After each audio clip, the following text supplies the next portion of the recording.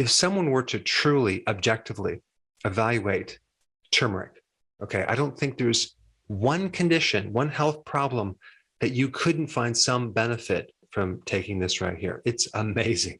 I've been growing turmeric for the last 9 months, and I finally harvested it, and my wife and I are eating it. We're just chewing it. It's like an aromatic carrot. It's not very strong, but boy, does this have some serious potent properties. But first, let me talk about how to increase the bioavailability of turmeric. Now, anytime you take turmeric in a supplement, I highly recommend you don't take it in the curcumin extract only. You want the whole plant, because curcumin is only one of many, and I'm talking about thousands of different phytonutrients in turmeric. So if you get something that says curcumin extract, also make sure it comes with the turmeric powder. Or you could just, like I said before, chew the whole thing. Number 2, black pepper or white pepper will help you increase the absorption by roughly 2,000%. The white pepper actually increases the absorption a little bit better, but they're both pretty similar. Now, what you could do if you're going to take a supplement or just consume this, you can just take a black peppercorn or a white peppercorn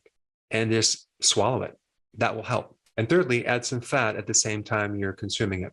The question is why? Because a lot of these phytonutrients, including curcumin, are fat soluble. So in order to better absorb them, you need some fat. You can do ghee, you can do butter, MCT oil, coconut oil, olive oil, any of the fats, just a little bit. Now, the other thing to know is that these phytonutrients are a bit heat sensitive. So if you're going to put them in your foods, chances are they're not going to be as potent.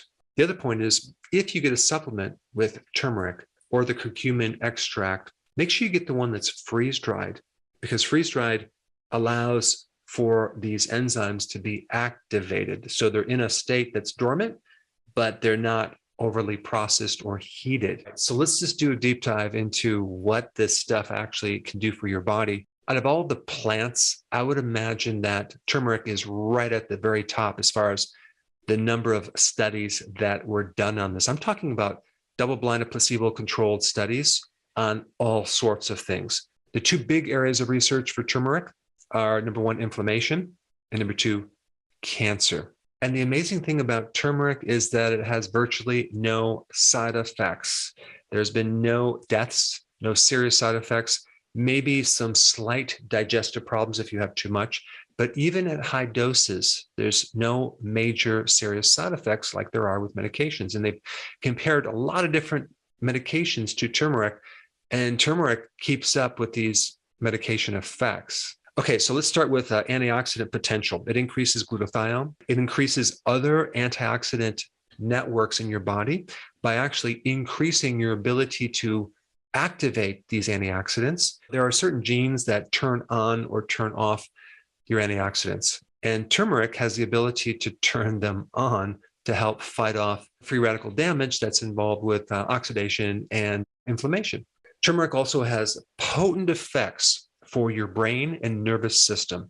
It's been tested to show significant improvements in Alzheimer's, Parkinson's, other neurodegenerative disorders. It's also been shown to decrease the formation of plaquing in the brain. It has very potent cardiovascular effects in helping lowering blood pressure, decreasing lipids, helps slowing down the formation of plaquing in arterial sclerosis and clogged arteries.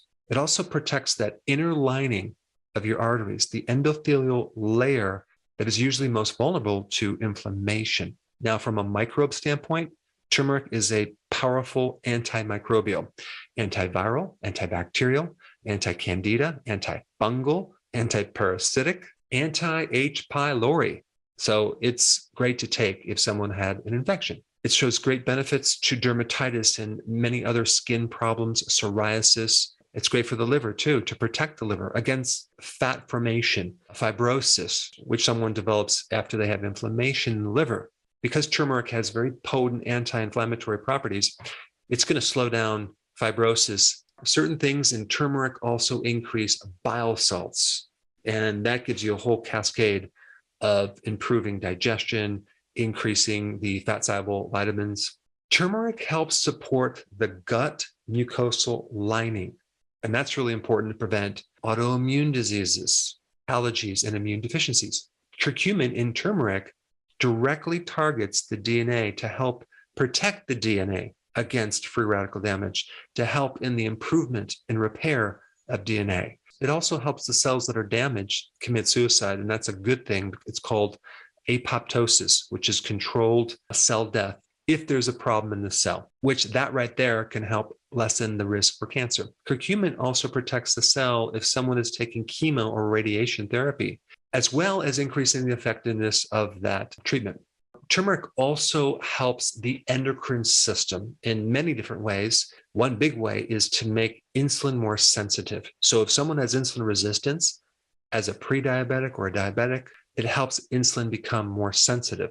There's been quite a few studies, and I'm talking about like clinical trials that are double-blinded, placebo-controlled studies showing protection against a pre-diabetic going into a diabetic. Also, at the same time, diabetics taking this greatly reduce the complications from diabetes. So even though they have diabetes, they have a lot less side effects. Also, turmeric shows great therapeutic benefits in being an adaptogen, which is something to help you increase your tolerance against stress. This has also been used to help depression, anxiety. So it can help both mood disorders as well as cognitive disorders. But like I said before, cancer and inflammation are the two primary things that turmeric is known for. There's a lot of research in many different types of cancers, not only directly targeting the cancer, but inhibiting a lot of the mechanisms that are involved with cancer, including inhibiting angiogenesis, which is feeding blood flow to the cancer, countering some of the mechanisms that cancer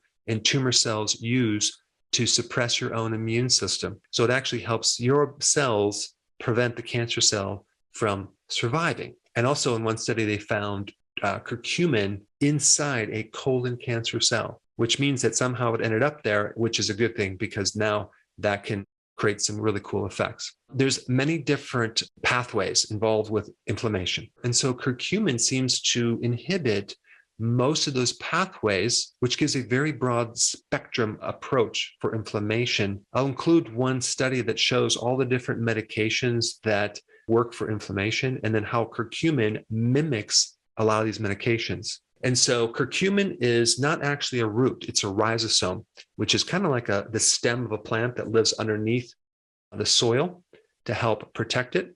And like I said before, it's not bad, but if you're not growing it, just go to the grocery store, go ahead and buy some organic and just eat 2 or 3 of these per day to prevent a lot of problems. Delicious.